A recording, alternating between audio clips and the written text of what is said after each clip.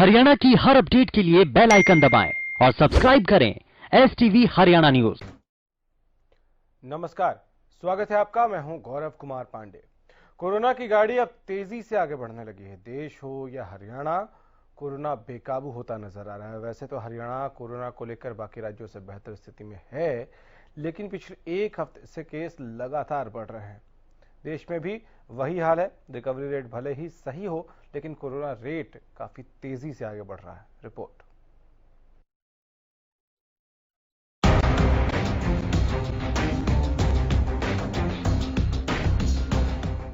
देश और प्रदेश कोरोना से बेहाल है। मरीजों का आंकड़ा और मौत का आंकड़ा दोनों ही लगातार बढ़ रहे हैं। बात हरियाणा की करें तो यहाँ भी मरीजों की संख्या में जबरदस्त उछाल देखने को मिल रहा है। हरियाणा में पिछले 10 दिनों में कोरोना के केस तेजी से बढ़े हैं। अब तक 2800 से ज्यादा कोरोना संक्रमित मरीज हैं, जबकि 23 लोगों की कोरोना से मौत हो चुकी है। गुरुग्राम, फरीदाबाद, सोनीपत और झज्जर हॉटस्पॉट बने हुए हैं। गुरुग्राम में संक्रमण का आंकड़ा 1100 के पार पहुंच चुका है। कैथल में कोरोना का एक नया केस सामने आया। 4 साल का बच्चा कोरोना पॉजिटिव मिला। पूरा परिवार मुंबई से 2 दिन पहले ही लौटा था, लेकिन सिर्फ बच्ची की रिपोर्ट पॉजिटिव आई। ये जो हमारा केस आया है, ये बॉम्बे से आए थे और बाय ट्रेन करनाल आए थे। करनाल प्रशासन द्वारा इनका टेस्ट करवाया गया था, जिसमें कोरोना पॉजिटिव आए हैं। तो ये आज हमारे यहाँ कैथल में आ चुके हैं। उनको सिविल हॉस्पिटल में रखा गया है और CMO साहब इसमें आगामी कार्रवाई कर रहे हैं। जो इसको अग्रोहा मेडिकल कॉलेज हमारा बनाया हुआ है कोविड-19 के लिए, उसमें शिफ्टिंग के लिए तैयारियां चल रही हैं। कोरोना का कहर खाकी पर भी जारी है। PMO सिक्योरिटी में तैनात दिल्ली पुलिस का जवान कोरोना पॉजिटिव मिला है। ये जवान गोहाना के कथूरा गांव का रहने वाला है। जवान का साथी पॉजिटिव आने पर उसने परिवार समेत कोरोना टेस्ट करवाया, जिसमें जवान पॉजिटिव पाया गया। घर की 2 सदस्य नेगेटिव और 2 अन्य सदस्यों की रिपोर्ट आनी अभी बाकी है। ट्रैवल हिस्ट्री, जैसा कि इस व्यक्ति से मेरी व्यक्तिगत बात हुई है दूरभाष पर, और इसने बताया कि मैं PM सिक्योरिटी में काम करता हूं। और ये 27 तारीख को सुनील नाम का कोई व्यक्ति था, वो भी PM सिक्योरिटी में काम करता है इसके साथ। दोनों इकट्ठे आए थे। ये वापस चला गया कि अपना कोई काम करके, वो पॉजिटिव आया। तो इसको लगा कि भाई आप उसके संपर्क में हैं, तो इसने अपने आप बिना किसी लक्षण के जाके अपना टेस्ट करवाया और अपने जो परिवार के 6 आदमी हैं उनका टेस्ट करवाया। तो जो इसका टेस्ट है वो पॉजिटिव आया। इसके परिवार के जो 4 आदमी हैं, जैसा कि इसने मुझे बताया कि वो नेगेटिव आ चुके हैं और 2 की रिपोर्ट अभी पेंडिंग है। घरौंडा में भी कोरोना विस्फोट हुआ। एक साथ 9 नए मामले सामने आने से स्वास्थ्य विभाग में हड़कंप है। कोरोना पॉजिटिव 2 लोगों की ट्रैवल हिस्ट्री दिल्ली और मुंबई की है। नए मामले सामने आने के बाद विभाग की टीम ने कोरोना संक्रमित के घर के सामने कोविड-19 के पोस्टर लगा दिए। साथ ही आसपास के इलाके को सैनिटाइज कर लोगों को सुरक्षित रहने की हिदायत दी। आज टोटल 6 पेशेंट हमारे एरिया के पॉजिटिव आए हैं जी। इसमें 2 प्रेमनगर से हैं, 3 संजय नगर से हैं और 1 विलेज कैमला से है जी। ये सभी लोग बाहर से आए हुए हैं, दिल्ली या मुंबई से। और ये हमने 1 तारीख को टेस्ट करवाए थे, जिनकी रिपोर्ट आज सुबह आएगी। उसके बाद पॉजिटिव आने के बाद जो भी सरकार निर्देश अनुसार कार्यवाही करनी है वो करवाएगी जी। जो प्रेमनगर के थे, वो जो महिला मिली थी उसी परिवार में से है। एक उनका बेटा है जो पॉजिटिव आया है, एक उसी गांव में और है। गांव में सर्वे किया जा रहा है। कोई लोग बाहर से आने वाले, उनकी लिस्ट अलग तैयार हो जाएगी।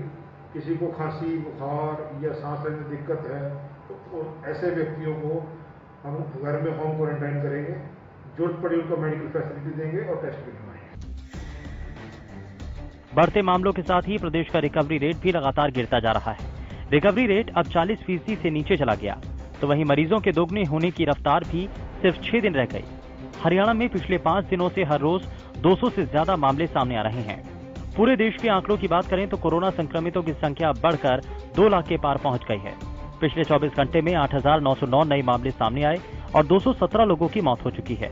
इसके बाद देश भर में कोरोना पॉजिटिव मामलों की कुल संख्या 2,07,000 से ज्यादा हो गई है। राहत की बात यह है कि 1 लाख से ज्यादा लोग ठीक भी हो चुके हैं, तो वहीं अब तक 5800 से ज्यादा लोगों की कोरोना से मौत हो चुकी है। भारत में पिछले 15 दिनों में कोरोना के मामले डबल हो गए, जो चिंता का कारण है। लेकिन देश में कोरोना को मात देने वालों की स्थिति भी काफी बेहतर है।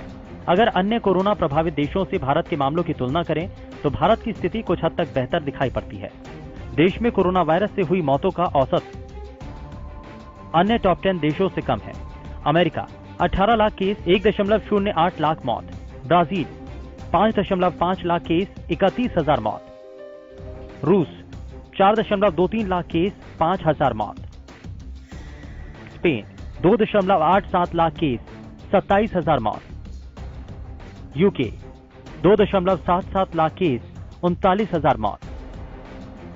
इटली 2,33,000 केस 33,000 की मौत।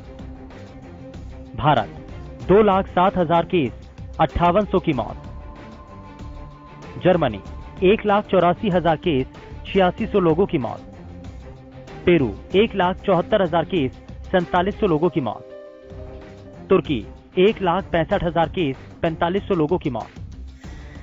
भारत में कोरोना से ठीक होने के मामलों का औसत भी अब 48% से अधिक है। अब तक कोरोना को मात देने वालों की संख्या भी 1 लाख का आंकड़ा पार कर चुकी है। दुनिया में अभी 8 ही ऐसे देश हैं जहां पर 1 लाख से ज्यादा लोग कोरोना को मात दे चुके हैं। भारत इनमें 8वें नंबर पर ही है। Bureau report, Haryana news.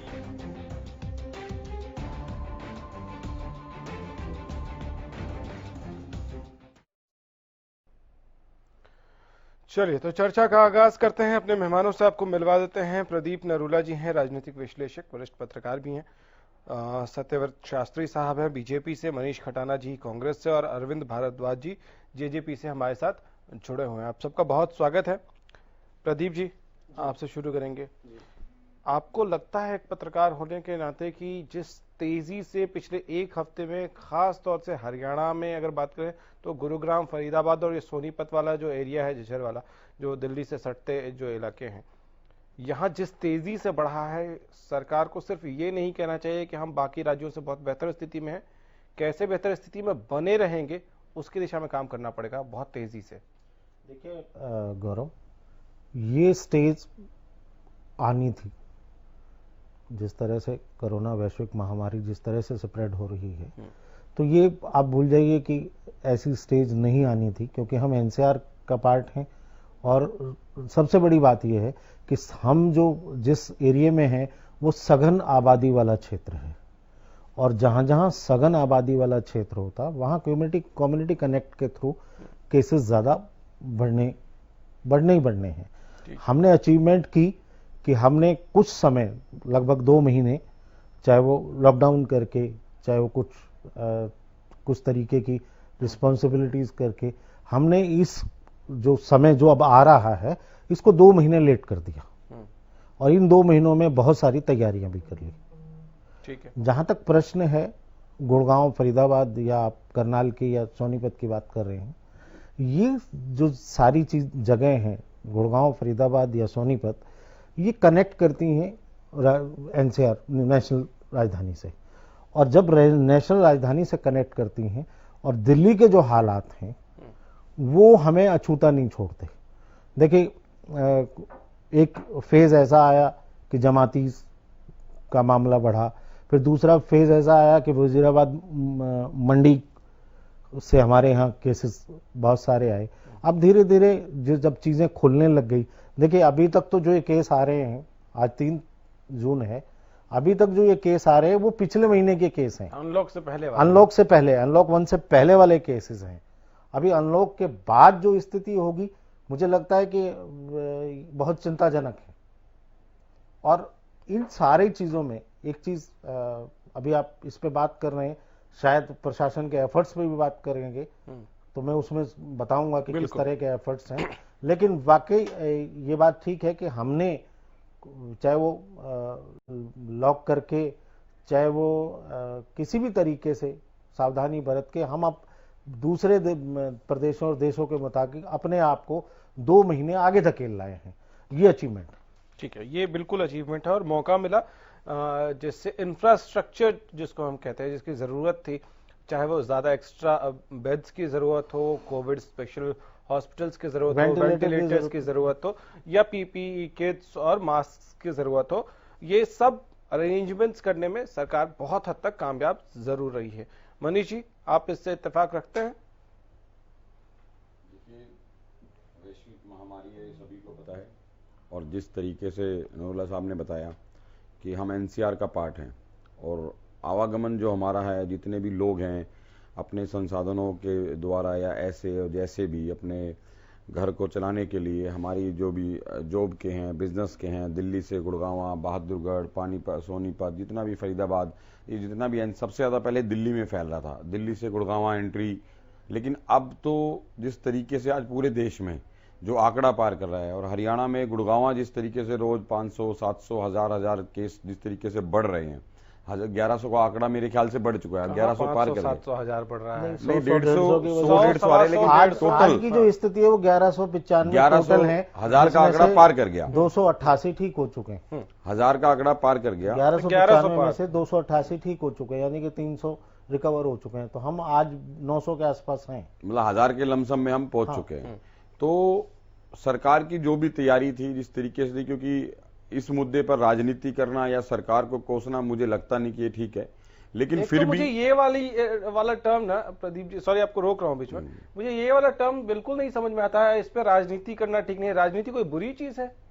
राजनीति करिए, राजनीति करने के लिए राजनीतिक पार्टियां हैं। नहीं, इसको इतना नेगेटिवली क्यों उन्होंने एक सेंटेंस और कहा है कि सरकार को कोसना ठीक नहीं है, यानी हाँ वो लाइन ठीक है, लेकिन राजनीति नहीं कर रही है। मैं अक्सर पॉलिटिशियन से सुनता हूँ।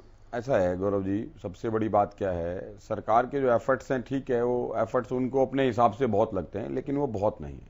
मैंने एक बार पहले भी कहा था, जितने भी आपके मीडिया के कर्मचारी हैं, जितने भी आपके सोशल वर्कर हैं, RWAs हैं, जितने भी आपके पुलिस स्टाफ है, डॉक्टर है, नर्सिंग है, जब ये लोग संक्रमित होते हैं, संक्रमित पाए जाते हैं, तो इतनी अच्छी सुविधाएं अभी सरकार नहीं दे पा रही। और जिन हॉस्पिटलों को सरकार ने पहले अपने अंडर अधीन करने का काम किया था, जिनको नोटिस दिया था, उनमें से भी कुछ हॉस्पिटल बीच में मना भी कर गए थे। तो हॉस्पिटल डायरेक्टली अभी भी एडमिट करने से परहेज कर रहे हैं, और जिस तरीके से रेशो बढ़ रही है, ये स्थिति और भी विकराल होने वाली है। ये स्थिति बहुत ज्यादा बड़े रूप में भी सामने आएगी। सरकार को जो 2 महीने का टाइम मिला, वो एक बहुत बड़ी बात थी।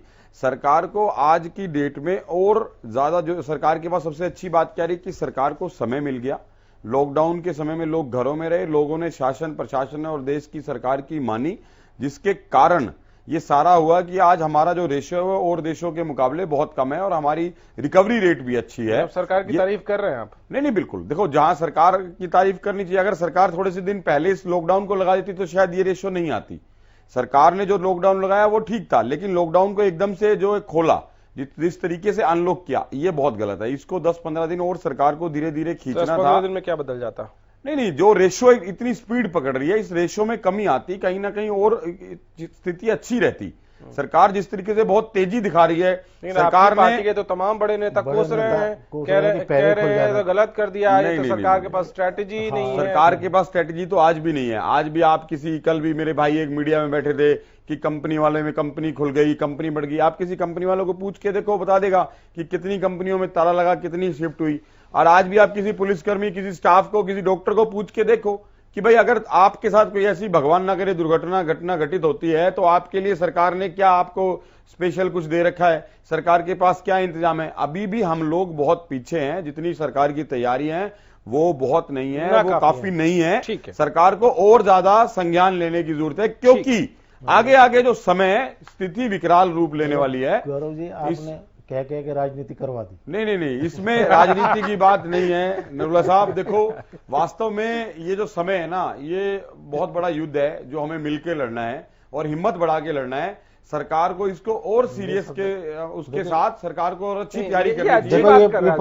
पॉजिटिव मनीष जी, अच्छी बात, पॉजिटिव राजनीति, अच्छी और अच्छी बुरिया वो तो बीजेपी वाले बताएंगे, क्योंकि इन्होंने तो जिंदगी में आज तक कहा नहीं कि कांग्रेस ने हमारे को मोबाइल दिया जिससे हम आज घर पर बैठे बात कर रहे हैं। अब आप शुद्ध सियासत पे उतारा है। ठीक है शास्त्री जी, आप देखिए, कंसर्न तो है, इसमें कोई दो राय नहीं है कि पिछले 1 हफ्ते में जिस तेजी के साथ, हरियाणा में भी पहले बहुत अच्छे हालात थे, लेकिन पिछले 1 हफ्ते में जिस तेजी के साथ हरियाणा में ग्राफ बढ़ा है, आपको लगता है कि बहुत ज्यादा चिंता का विषय है?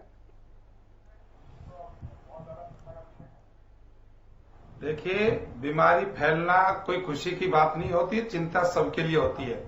जिसको जो बीमार होता है उसको भी चिंता होती है, अड़ोसी पड़ोसी को भी चिंता होती है, शुभ चिंतकों को चिंता होती है, और वो चिंता होना स्वाभाविक भी है। लेकिन मैं एक बात मानकर चलता हूं कि ये जो कोरोना का केस हरियाणा में बढ़ रहे हैं, ये हरियाणा के कारण से नहीं, हरियाणा में जो बाहर लोग काम करते थे, दिल्ली, बंबई, हैदराबाद, पूना, जहां भी, वहां से वो लोग लौटकर हरियाणा आ रहे हैं गांवों में। और क्योंकि वहां सुविधाएं ठीक नहीं थी, जांच उनकी प्रॉपर हो नहीं हुई थी, यहां आने पर उनकी सूचना हुई, उनकी जांच शुरू हुई तो वो पॉजिटिव मिले, इसलिए ये संख्या बढ़ रही है। पब्लिकली किसी एक दूसरे के टच होने से नहीं है। पहले भी जो आए, जैसा कि पहले से पूर्व वक्ता भी चर्चा कर रहे थे कि पहले मरकज के कारण से आए, फिर मंडी के कारण से आए, लेकिन हरियाणा के लोग अभी भी, मैं समझता हूं कि आज हमारे महेंद्रगढ़ जिले में भी काफी संख्या में ये केस आए हैं। लेकिन जो बाहर से आता है, गांव के और परिजन सब लोग सावधान हैं, उनको सेपरेट रखते हैं, वो भी खुद अपने आप को बचाव रखते हैं, और जैसे उनकी पॉजिटिव रिपोर्ट आती है उनका इलाज होता है, और इलाज भी उनका 6-7 दिन में ठीक होकर वापिस भी आ रहे हैं। इसलिए चिंता जरूर है, लेकिन चिंता इतनी नहीं है कि वो हमारे आप सबके काबू से बाहर की बात है। ठीक है, स्ट्रैटेजी क्या है? आप कह रहे हैं चिंता है, लेकिन इतनी ज्यादा चिंता नहीं है। गुरुग्राम में पिछले अगर कुछ दिनों में देखें, लगभग हर रोज, कई बार तो 150 से भी ज्यादा हो गया, लेकिन 125 अगर ऑन एन एवरेज अगर माने तो पिछले एक हफ्ते में लगभग रोज दी है। कैसे काबू करेंगे? नहीं, उसके लिए कोई ऐसी स्थिति नहीं है ना कि सरकार और प्रशासन, मेडिकल, डॉक्टर्स अवेलेबल नहीं है, स्थिति काबू से बाहर हो रही है, इलाज नहीं मिल रहा, लोगों को मौतें हो रही हैं, ऐसी स्थिति नहीं है ना। बीमार होना एक स्वाभाविक बात है कि किसी न किसी गलती से, किसी न किसी अनजाने से, भूल से वो रोग से ग्रस्त हो गया। लेकिन सरकार के पास अब बहुत से इतने लोग अपने समाज में आ गए जो कोरोना को पराजित करके गांवों में बैठे हैं, लोगों को सलाह देते हैं, उनको उत्साहवर्धन भी करें। जो पैनिक था पहले कि कोरोना आने के बाद क्या होगा, तो वो क्या होगा स्थिति नहीं है। वो सब लोग जो कोरोना से ठीक होकर आते हैं, वो लोगों को संबल दे रहे हैं। डॉक्टरों को भी अनुभव हो गया और लाइफस्टाइल भी लोग चेंज करने लगे। मतलब आप कह रहे हैं कि अब सब कुछ भगवान भरोसे है, आप कोई नई रणनीति नहीं बनाने जा रहे हैं। ये जो नंबर्स बढ़ रहे हैं, इसको लेकर आप कोई अलग से स्ट्रैटेजी नहीं बना रहे हैं? इस कोरोना से ग्रस्त होंगे, उनको उचित और समय के ऊपर इलाज मिलेगा और वो सब लोग ठीक होंगे। ठीक है। अरविंद जी, क्या आपको लगता है कि जिस तेजी से नंबर्स बढ़े हैं हरियाणा में, खास तौर से दिल्ली से सटते जो इलाके हैं, कुछ अलग करने की जरूरत है, थोड़ा स्ट्रिक्ट और होने की जरूरत है, और तैयारियों को एक बार फिर से और मजबूती के साथ आगे बढ़ाने की जरूरत है, ऐसा लगता है आपको? देखिए गौरव जी, हमारे यहाँ हरियाणा में अब जो ज्यादा केसेस आए हैं उसमें दिल्ली का एक बहुत बड़ा योगदान है। जो ये लॉकडाउन लगाया था केंद्र सरकार की ओर से पूरे देश में, उसका मकसद ये था कि इंटरनेशनल फ्लाइट्स तो हमने बंद कर दी है, बाहर से लोग अब नहीं आएंगे, और जो लोग आ चुके हैं जिनकी वजह से संक्रमण फैल चुका है, उन लोगों को पहचान की जाए और उनका इलाज किया जाए और उनसे किसी और को ना फैले, उसे रोकने के लिए ये लगाया गया लॉकडाउन। परंतु अगर दिल्ली की हम बात करें, हरियाणा में तो ये बहुत अच्छे से फॉलो हुआ, परंतु दिल्ली की जो सरकार है वो इसे नहीं कर पाई, और लॉकडाउन के दौरान ही दिल्ली में बहुत बड़ी तादाद कोरोना के मरीजों की हो गई। अब चूंकि जैसे जैसे अनलॉक किया या लॉकडाउन 3 और 4 में आते आते जब धीरे धीरे छूट दी गई, तो वो फिर दिल्ली से हरियाणा में, चाहे फरीदाबाद हो, गुरुग्राम हो, सोनीपत हो, झज्जर हो, इन 4 जिलों में अगर देखा जाए तो लगभग कम से कम 80 से 90% केस दिल्ली से ही जुड़े हुए हैं। तो इनमें इसका असर बहुत ज्यादा हुआ। अब स्थिति यह है कि देखिए, लॉकडाउन बहुत लंबा नहीं चल सकता था, पूरी तरह से लॉकडाउन आप बहुत लंबा नहीं चला सकते, क्योंकि ये नहीं पता ये बीमारी कब तक चलेगी। 2 महीने चले, 4 महीने चले, 6 महीने चले, हो सकता है साल चले, तो इतना लंबे नहीं चला सकते, क्योंकि आर्थिक जो गतिविधियां हैं उनको आप पूर्णतः बंद बहुत लंबे समय तक नहीं कर सकते। 1, 1.5, 2 महीने जो किया सरकार ने, उसमें वो तैयारी के लिए समय मिला सरकार को, और उसको रोकने के लिए कोशिश थी कि संक्रमण ज्यादा ना फैले। परंतु कुछ स्टेट्स में बहुत बुरा हाल रहा, वो उसमें कामयाब नहीं हो पाए, जिसमें एक दिल्ली है, महाराष्ट्र है, और भी कई जगह हैं। तो परंतु अब ये है गुजरात भी है, अब जी गुजरात भी है सर, एमपी भी, हाँ जी, गुजरात और भी है, राजस्थान भी है, बिल्कुल मध्य प्रदेश में भी काफी केसेस आए, इंदौर में, भोपाल में। तो परंतु अब ये स्थिति है क्योंकि अब गतिविधियां तो सब चल ही रही हैं, बॉर्डर सब खुल चुके हैं, इंटर डिस्ट्रिक्ट इंटर स्टेट कोई कहीं भी जा सकता है। तो सबसे बड़ी बात यही है कि एक तो जो गाइडलाइंस एमएचए की हैं, जैसे सोशल डिस्टेंसिंग की है, मास्क यूज करने की है, उनको हम फॉलो करें, सरकार उनको फॉलो करा रही है। दूसरा जो हमारे वेंटिलेटर्स हैं उनके इंतजाम किए जा सके, बेड के अरेंजमेंट पहले से रखे जा सके। तो ये सब जो तैयारियां हैं वो सरकार कर रही है, ताकि अगर कोई स्थिति इससे ज्यादा और खराब होती है तो उसके लिए हमारी सरकारें तैयार रहें।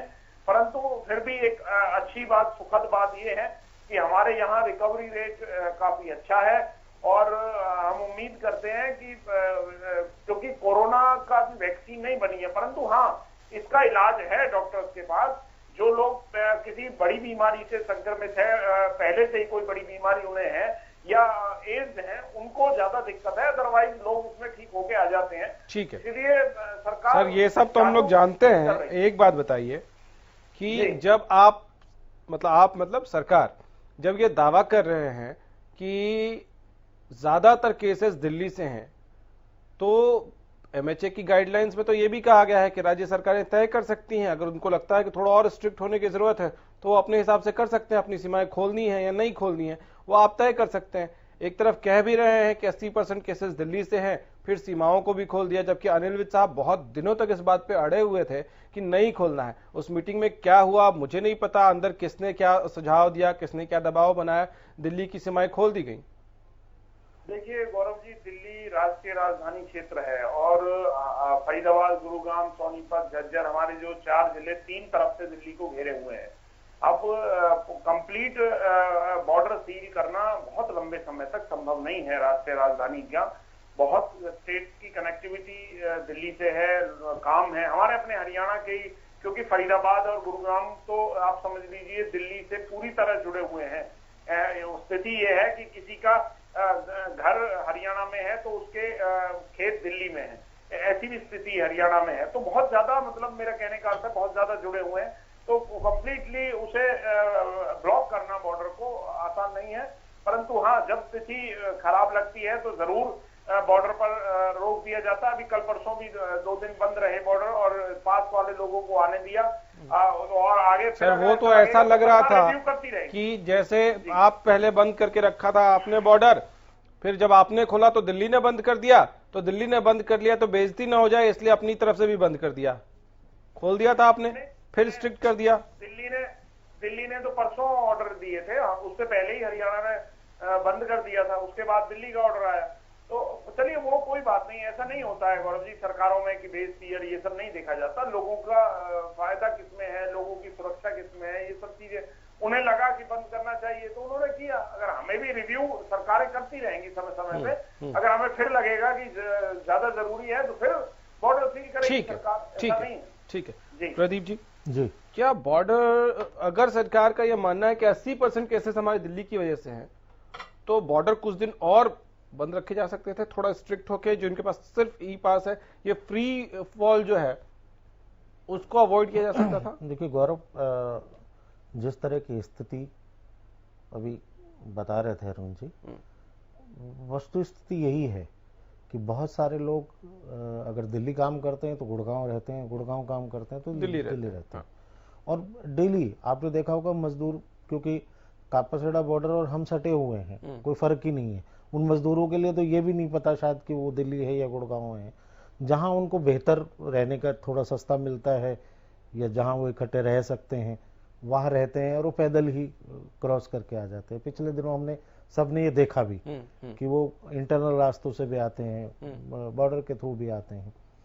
अब ये बात भी ठीक है कि आप बॉर्डर पे खड़े होके रैंडमली चेकिंग या सीधी तौर पे हर एक को चेक नहीं कर सकते। आप हर एक को सर्विलांस पे नहीं ले सकते कि अभी हर एक को चेक करे कि इसे कोरोना है या नहीं है। माइनॉरिटी, अगर माइनर से अगर चेकिंग हो भी जाए, वो भी पैदल वालों की, लेकिन ज्यादातर बॉर्डर पे जो जिस तरह का हमारे यहाँ आवागमन है, जिस तरह की लाखों की संख्या में लोग आते जाते हैं, तो वो पॉसिबिलिटी नहीं है।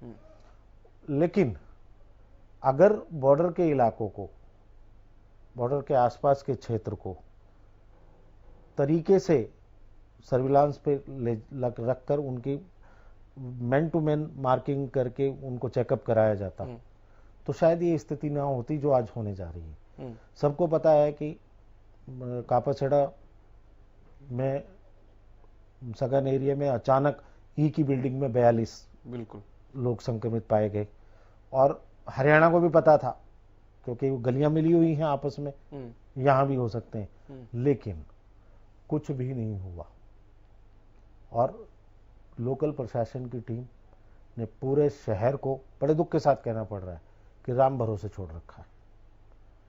ये तो ऊपर वाले की मेहरबानी है कि अभी भी हम काबू में हैं, वरना मुझे नहीं लगता कि प्रशासन ने कोई ऐसी सच में काबू में है सर, हाँ, या फिर ये देखिए मैं आपको तूफान से पहले वाली स्थिति है? ऐसा नहीं है। मैं आपको बताऊं कि मेरे पड़ोस में जहां मैं रहता हूं, उसके पड़ोस में एक ओमनगर की गली में एक कोरोना पॉजिटिव केस पाया गया।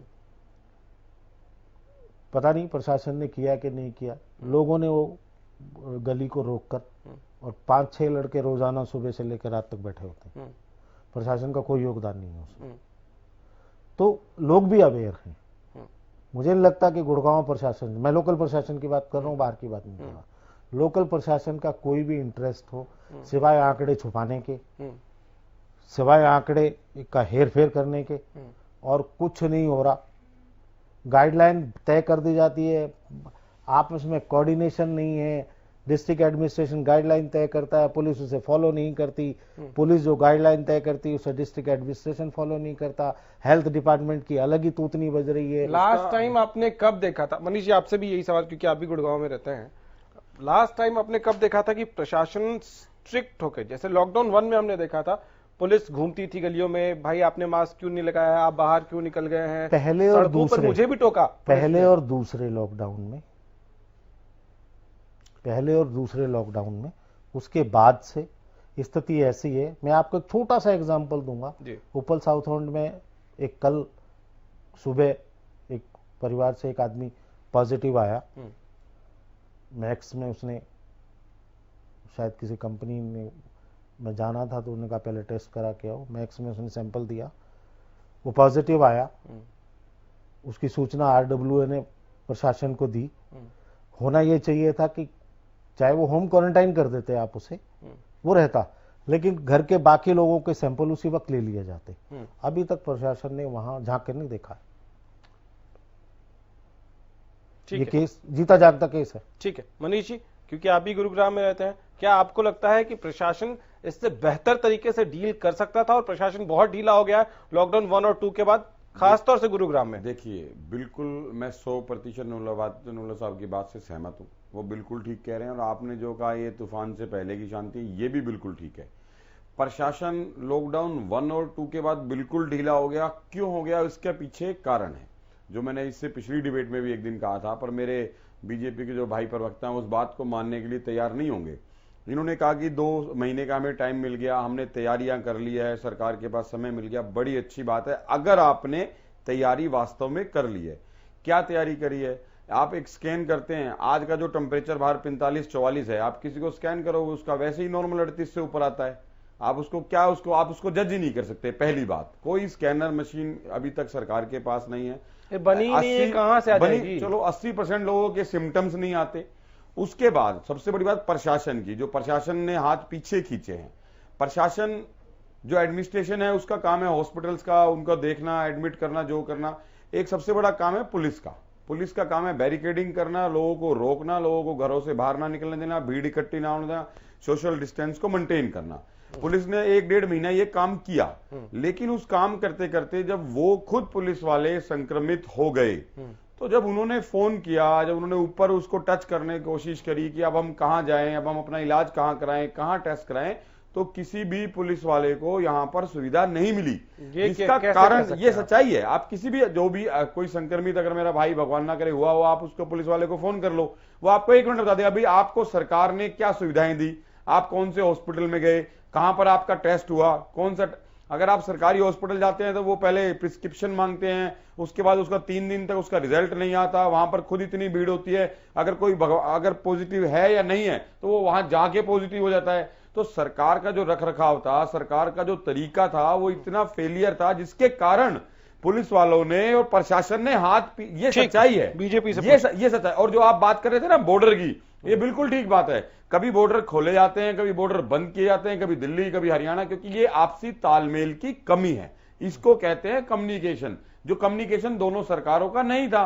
कभी वो बंद करता है तो कभी वो खोलता है। ठीक है, ठीक है। शास्त्री जी, क्या आपको नहीं लगता है कि गुरुग्राम जैसे जगह पे इसको बेहतर तरीके से डील कर सकता था स्थानीय प्रशासन? खास तौर से आज की तारीख में आप गुरुग्राम की सड़कों पर, गुरुग्राम के एरियाज में निकल जाएंगे, ज्यादातर लोग बिना मास्क के नजर आएंगे। दुकानों पर भी अब सोशल डिस्टेंसिंग कहीं नहीं, मेन जो सड़कें हैं वहां उसके किनारे की दुकानों पर भी सोशल डिस्टेंसिंग अब नहीं रही। जो आगे एक रस्सी बांध के रखा था दुकान वालों ने, वो रस्सियां भी गायब हो गई आज की तारीख में। देखिए, जितना आप बता रहे हैं मुझे नहीं लगता कि, क्योंकि मुझे भी गुड़गांव कई दिन हो गया है, आप ज्यादा धरातल की वस्तु स्थिति जानते हैं।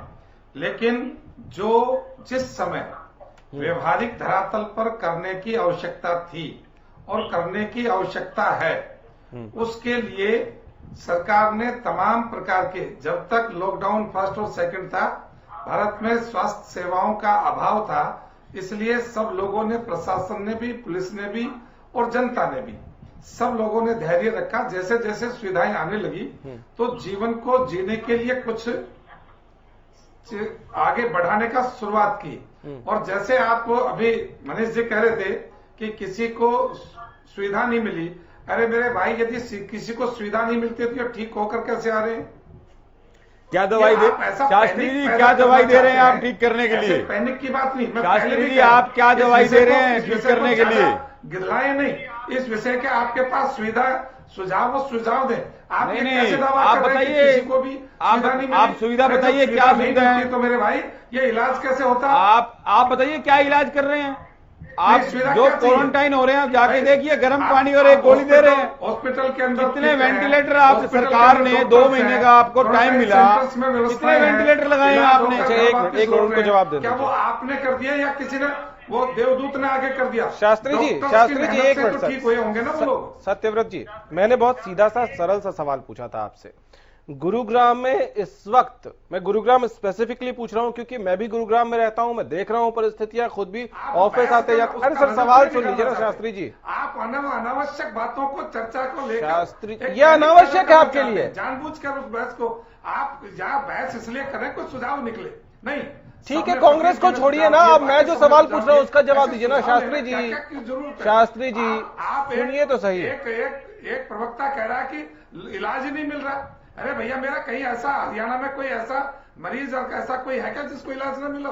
सर एक मिनट रुकिए सर, मैं आपको याद दिला दूं कि अभी से लगभग 1 हफ्ते पहले था प्रदीप जी, जब एक मरीज ने ये एलिगेशन लगाया था कि उसको सिविल हॉस्पिटल ने उसका पॉजिटिव आने के बाद उसको कह दिया कि घर में ही क्वारंटीन हो जाओ, बेड नहीं है। ऐसे तो बहुत सारे बेड नहीं है, उसको ये सरकार ने, प्रशासन की तरफ से कहा गया कि हमारे पास बेड नहीं है, घर में ही क्वारंटीन हो जाओ पॉजिटिव व्यक्ति को। आप सर ग्राउंड पे तो उतर के देखिए। ऐसा कहीं नहीं, अब कोई नहीं कह सकता ऐसा। आज डीसी ने कहा है, पॉजिटिव केस को कोई कह दे कि घर में क्वारंटाइन हो। आज डीसी ने कहा है गुरुग्राम में हो रहा है, रोज हो रहा है, रोज आना हो रहा है। तो उसने कहा होगा प्रशासन की तरफ से, सरकार की तरफ से कोई गाइडलाइन नहीं है। शास्त्री जी, ये गुरुग्राम में रोज हो रहा है, प्रशासन साफ मना कर रहा है। हॉस्पिटल एडमिट नहीं कर रहे, डिनाई कर रहे हैं। नहीं, आप बताइए, प्रशासन का नाम बताइए, डॉक्टर का नाम बताइए। सर डीसी साहब खुद बोल रहे हैं। बात कर रहे हैं आप पब्लिक में वैसे ही पैनिक पैदा करना चाहते हैं। सर, आप सरकार के प्रवक्ता हैं, रिप्रेजेंटेटिव हैं, आपके सामने इसलिए यहाँ की वस्तुस्थिति, एक मिनट रुकिए ना मनीष, छोटा सा एक प्रेस नोट है, ये इसलिए रखी जा रही है ताकि आप कोई सोल्यूशन दें। मैं पार्टी की बैठकों में आपकी जानकारी के लिए बता दूं, आपकी जानकारी के लिए, मैं गुड़गांव जिला भाजपा का प्रभारी भी हूं। आज भी मैंने तो पटौदी और मैं पढ़ के सुनाता हूँ। अच्छा चलिए अच्छा सुनो शास्त्री जी, एक प्रेस नोट सुनाते आ रहा हूँ अरविंद जी, आ रहा हूँ। लेकिन ऐसा जो आप आरोप लगा रहे हो, शास्त्री जी सुन लीजिए एक प्रेस नोट सुना रहे हैं आपको प्रदीप नरूला जी, वरिष्ठ पत्रकार हैं यहाँ के। अरे शास्त्री जी रुक जाइए। शास्त्री जी 1 मिनट सुन लोगे? आज डिस्ट्रिक्ट एडमिनिस्ट्रेशन का एक प्रेस नोट है। जिला प्रशासन ने होम आइसोलेशन में ध्यान में रखने योग्य तथ्यों का उल्लेख करते हुए कहा कि होम आइसोलेशन से 80% से अधिक कोरोना संक्रमित मरीज ठीक हो सकते हैं, इसलिए घबराएं नहीं। होम आइसोलेशन को लेकर आवश्यक दिशा निर्देशों का पालन करें। और सुन लो, होम आइसोलेशन में व्यक्ति को इन बातों का ध्यान रखना चाहिए। ज्यादातर लोग घबराएं नहीं, घर में ही आइसोलेशन में रहें। ये डिस्ट्रिक्ट एडमिनिस्ट्रेशन का प्रेस नोट है आज का। सर मैं आपसे पूछ रहा हूँ, पॉजिटिव के लिए कह रहे हैं कि इलाज हमारे पास नहीं है, आप घर में आइसोलेशन रखकर इलाज तो नेगेटिव को आइसोलेशन में रखोगे क्या? सर पॉजिटिव मामलों की ही बात कर रहे हैं, बात कर रहे हैं। नहीं, अरे कैसी बातें करते हैं आप बाहर से जो आना है, आप प्रशासन से पूछे ना कैसी बात कर रहा है, हमसे क्यों? आप जिन्होंने प्रेस नोट जारी किया आप उनसे पूछो। अड़ोस पड़ोस में जो है उसको तो ये व्यवस्था दी जाएगी।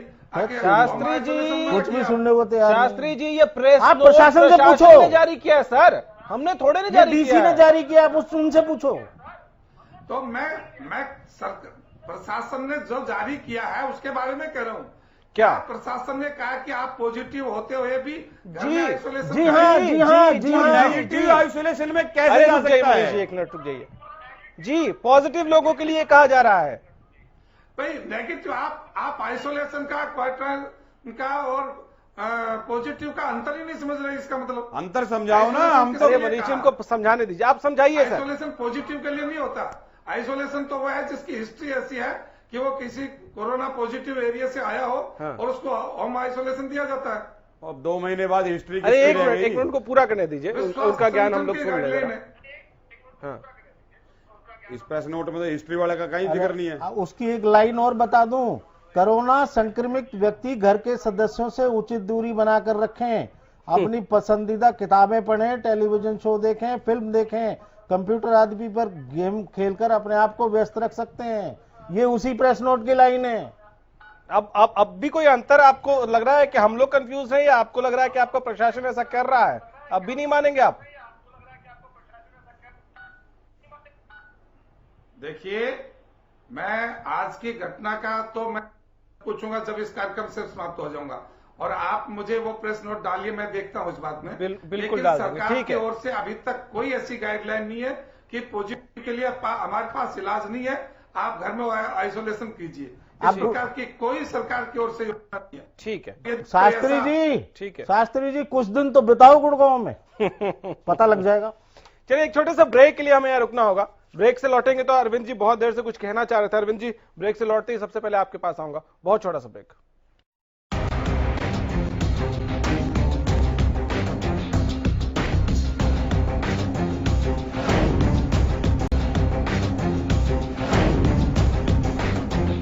ब्रेक के बाद एक बार फिर से आपका स्वागत है। अरविंद भारद्वाज जी के पास चलते हैं। अरविंद जी, आप एक तो शायद कुछ कहना चाह रहे थे, किसी टॉपिक पे आपने हाथ खड़ा किया था, और ये बताइए कि गुरुग्राम के स्थानीय प्रशासन को क्या आपको नहीं लगता है कि सरकार की तरफ से बहुत सख्त निर्देश जाने चाहिए कि जिस तरह का रवैया उनका है वो कोरोना को बहुत तेजी से आगे बढ़ाने की दिशा में, वो ऐसा लग रहा है जैसे सपोर्ट कर रहे हैं।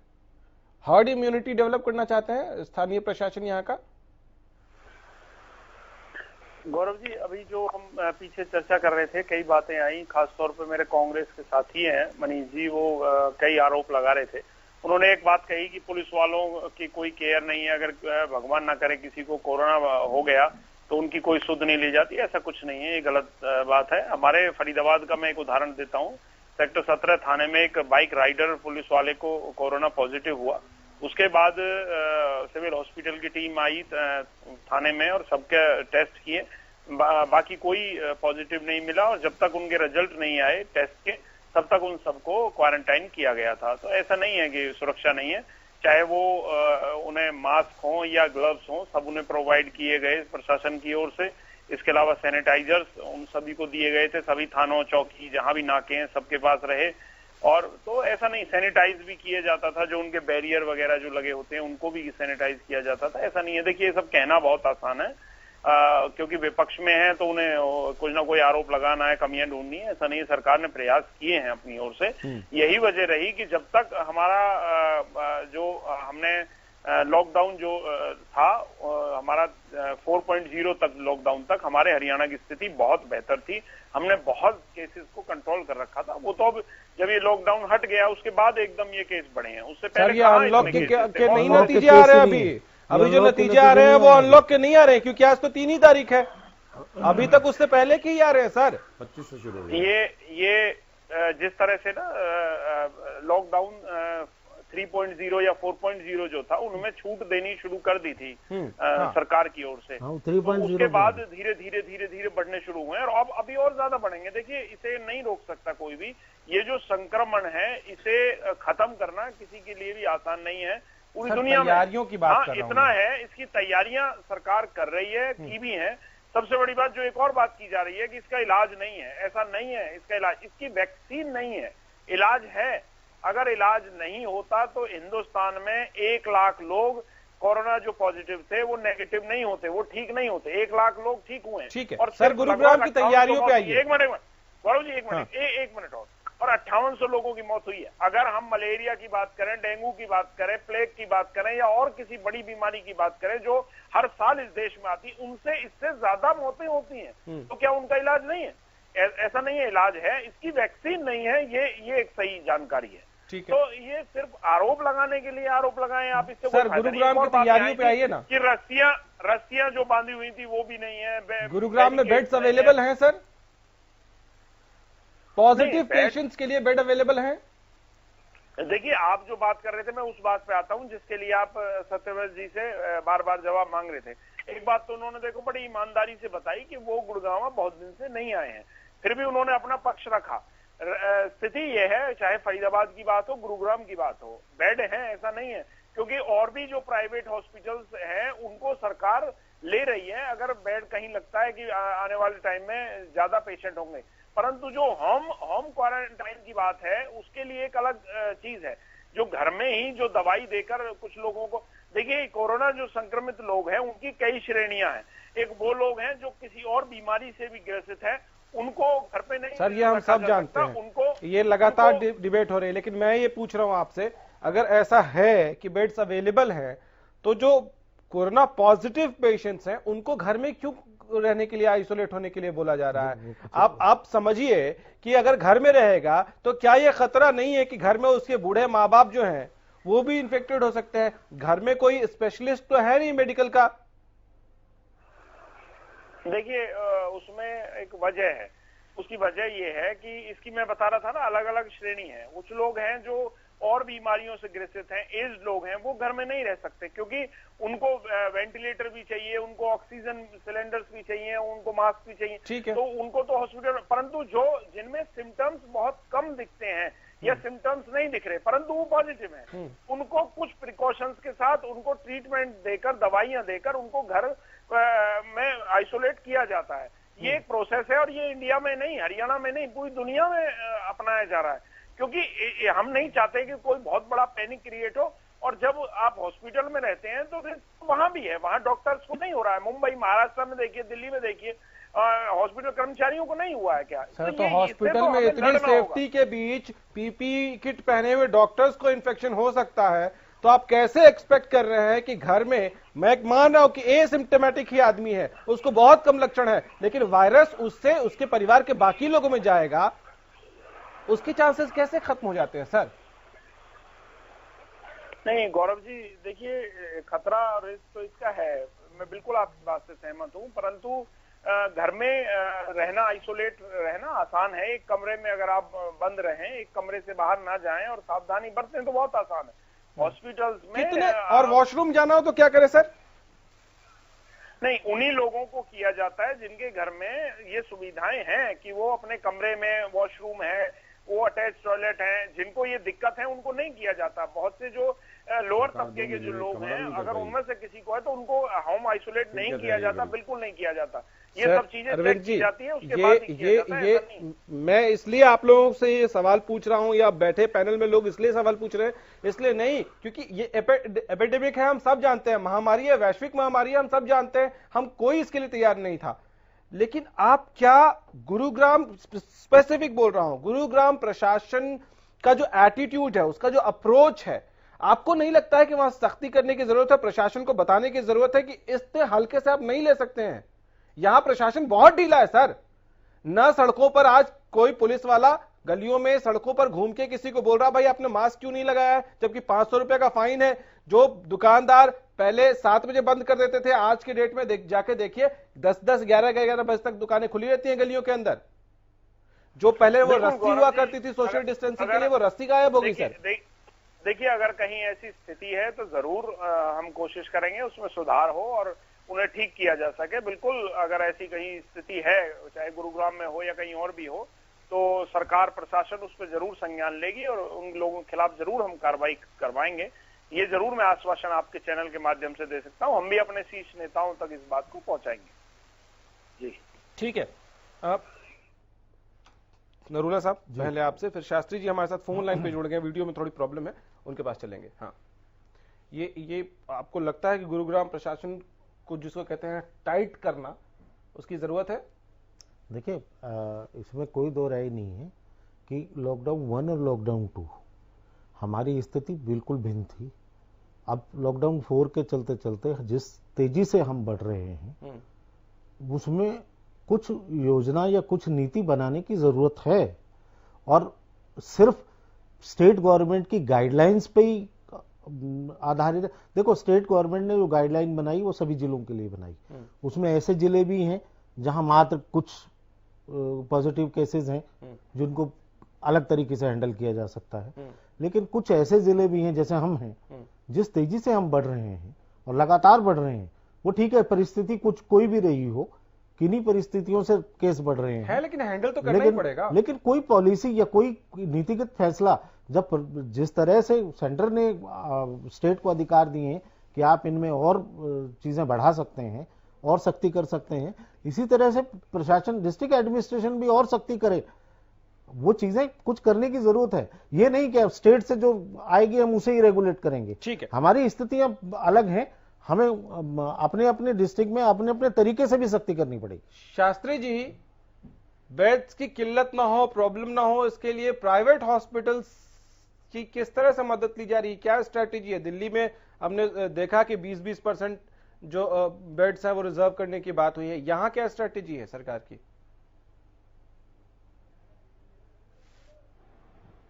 मेरे से बात कर रहे हैं? जी जी जी, शास्त्री जी आपसे पूछ रहा हूं। गौरव जी, हाँ जी, हाँ। देखिए, अभी तक सरकार ने जिन जिन को कोविड हॉस्पिटल में तब्दील किया है, जिनको इसकी व्यवस्था दी है, अभी तक मैं समझता हूं, और सरकार के पास भी आंकड़े हैं, उनके पास जो मरीज जा रहे हैं उनके पास पर्याप्त साधन है, व्यवस्थाएं हैं। लेकिन फिर भी परिस्थिति और मरीजों की संख्या बढ़ने से, जिस प्रकार जनता का हक है, ऐसे प्राइवेट हॉस्पिटल्स पर भी, क्योंकि वो सरकार से सुविधाएं लेकर, बहुत से हॉस्पिटल तो ऐसे जिनको बहुत ही कम कीमत के ऊपर सरकारों ने समय समय पर जमीनें दी हैं, और वो इस शर्त पर ही दी गई है कि जब भी सरकार को आवश्यकता पड़ेगी हम सरकार को कोऑपरेट करेंगे। तो मुझे नहीं लगता है कि जब ऐसी स्थिति आएगी कोई मना करेगा। पॉलिसी क्या है? मानवीय हिसाब से भी और कानूनी हिसाब से भी, मजबूरी में भी और वो जरूरी में भी, पॉलिसी दोनों परिस्थितियों में डॉक्टर्स और हॉस्पिटल्स जो है वो सरकार के अधीन होंगे। और जनता ये सब तो हम जानते हैं, ये कोई नई बात नहीं है। पॉलिसी अभी क्या है? आपकी आवाज नहीं आई। मैं पूछ रहा हूं, ये जो बातें आप कह रहे हैं वो सब लोग जानते हैं, वो हमेशा से थे वो लॉज। पॉलिसी अभी के लिए क्या है? प्राइवेट हॉस्पिटल से किस तरह से बातचीत हुई है? क्या लॉ बनाया है? क्या पॉलिसी बनाया आप लोगों ने इस वक्त? देखिए, अभी तक केवल जो कोविड हॉस्पिटल है उन कोविड हॉस्पिटल्स को तैयार रहने के लिए कहा है, लेकिन फॉर्मल रूप से हर सीएमओ को उसके आसपास जो हॉस्पिटल्स हैं उनके लिए सीटें रिजर्व रखी है। मैं नहीं कह सकता कि किस हॉस्पिटल के लिए कितनी है, लेकिन ये सीएमओ के विवेक के ऊपर और उनके ऊपर दिया हुआ है कि आप अपने आसपास जितने हॉस्पिटल हैं और जैसी आप आवश्यकता सर, ये घुमा घुमा के जलेबी बनाए हैं आप। मैंने बड़ा स्ट्रेट फॉरवर्ड पूछा, आपको एग्जाम्पल दे दिया दिल्ली का, आप जलेबी बना रहे हैं बातों की। सर, जनता जो सुन रही है उसको पता तो चले। और आपको पता है प्राइवेट हॉस्पिटल्स जो गुरुग्राम जैसे शहरों में हैं, बड़े हॉस्पिटल्स, वहां एक दिन का चार्ज कितना होता है? वो आम आदमी अगर वहां भर्ती होता है तो वो पैसे कौन देगा? देखिए, दो चीजें इसमें चल रही हैं। एक तो ये है कि जिस प्रकार की सामान्य व्यवस्थाओं के तहत जिन जिन का इलाज जिस जिस हॉस्पिटल में होता है वो सरकार उसको कर रही है, लेकिन जिसको 5 स्टार 3 स्टार 4 स्टार की सुविधाएं जिन मरीजों को चाहिए वो अपने हिसाब से वो इलाज लेंगे। सरकार उसके अंदर सुविधा देने के लिए बाध्य नहीं है और दे भी नहीं सकती। सर, आप बेड उपलब्ध करा नहीं रहे हैं, मजबूरी में उसको प्राइवेट हॉस्पिटल में जाना पड़ेगा, वहां जाएगा, उसकी जेब उसको अलाउ करती है कि नहीं करती है, बहुत कंफ्यूजन है। सर, एक बार आप लोग फिर से सोचिए इस पर। 10-10 सेकंड है मेरे पास, जल्दी से प्रदीप जी आखिरी कमेंट। देखिए, कि प्राइवेट हॉस्पिटल आऊंगा शास्त्री जी आपके पास, 10 सेकंड दूंगा आपको। योजना से जाता है या जो स्थिति अब आगे आगे धीरे धीरे बढ़ रही है, ये स्टेज में मैं सबसे पहले मैंने कहा कि स्टेज में हमें आना था। हमारे लिए खुदकिस्मती ये है कि हम 2 महीने लेट आ रहे हैं। ठीक है, ये हम शुरू में भी आ सकते थे जी, लेकिन उसके बाद कम से कम जो 2 महीने में तैयारियां हुई वो तैयारियां दिखनी चाहिए। ठीक है, वो तैयारियां गुड़गांव में खासकर नहीं दिखाई दे रही। ठीक है, अरविंद जी 10 सेकंड है सर, आखिरी कमेंट। गौरव जी, सरकार प्रयासरत है और ये सरकार के इंतजाम बिल्कुल बहुत अच्छे हैं। अगर स्थिति और ज्यादा खराब होती है, ज्यादा पेशेंट आते हैं, तो भी सरकार इंतजाम कर रही है। और अगर कहीं कुछ कमियां हैं जो आप बता रहे हैं तो उनको हम सुधारेंगे। ये अच्छी बात है, ये अच्छी बात है, ये सुनकर अच्छा लगा। मनीष जी 10 सेकंड। भाई भारद्वाज साहब ने कहा कि सरकार प्रयासरत है। प्रयासरत है बड़ा अच्छा शब्द है, लेकिन कहां पर है, कैसे है, वो आपके पोर्टल पे नजर नहीं आ रहा। कोविड के पेशेंट को अगर किसी चीज की जरूरत है तो सबसे ज्यादा जरूरत पड़ती है उसको वेंटिलेटर की, जब उसकी स्टेज खराब होती है, जब उसको सांस लेने में तकलीफ होती है। मुझे सरकार के नुमाइंदे ये बता दें कि 2.5 महीने के अंदर हमने इतने वेंटिलेटर उपलब्ध करा चुके हैं इन होस्पिटलों में, और किसी को जरूरत होगी के अभी टाइम नहीं है वो आपको वहां पर मिल जाएंगे। शास्त्री जी 10 सेकंड आपके पास भी। क्या आपको लगता है तैयारियां और बेहतर हो सकती हैं, खासतौर से जहां केसेस बहुत तेजी से बढ़ रहे हैं? प्रश्न का सॉल्यूशन करना एक जिम्मेवारी बात है। मैं कहता हूं कि सरकार के पास पर्याप्त मात्रा में डिस्ट्रिक्ट हेडक्वार्टर्स के ऊपर भी व्यवस्थाएं और टेस्टिंग की रिपोर्ट भी जल्दी हर डिस्ट्रिक्ट हेडक्वार्टर के ऊपर मिलेगी। जहां तक वेंटिलेटर की बात है, वेंटिलेटर 1% मरीज तक भी आवश्यकता नहीं पड़ रही और जो उपलब्ध है और आ भी रहे हैं। सामान्य तौर पर सरकार ने जो कोविड के तहत जो डोनेशन आया है वो सारे को इसी व्यवस्थाओं के लिए ही लगाया है। चलिए, शुक्रिया सर, माफी के साथ रोक रहा हूँ आपको। आप लोगों का बहुत शुक्रिया हमारे साथ जुड़ने के लिए। नहीं मरने दिया जाएगा कि उसको शुक्रिया सर, वक्त इतने ही इजाजत देता है sir. Thank you very much आप सबका हमारे साथ जुड़ने के लिए। लेकिन ये तो सच है कि तैयारियों के लिए हमने जो 2 महीना लॉकडाउन में बिताया वो तैयारियां जमीन पर दिखनी भी चाहिए। और यही वक्त है कि सरकार जो कह रही है, प्रशासन उस पर खरा उतरे। प्रशासन को इस वक्त और ज्यादा एक्टिव होने की जरूरत है, खास तौर से वो इलाके जहां बहुत तेजी से बड़ी संख्या में हर रोज आंकड़े बढ़ रहे हैं। फिलहाल इतना ही, इजाजत दीजिए, नमस्कार।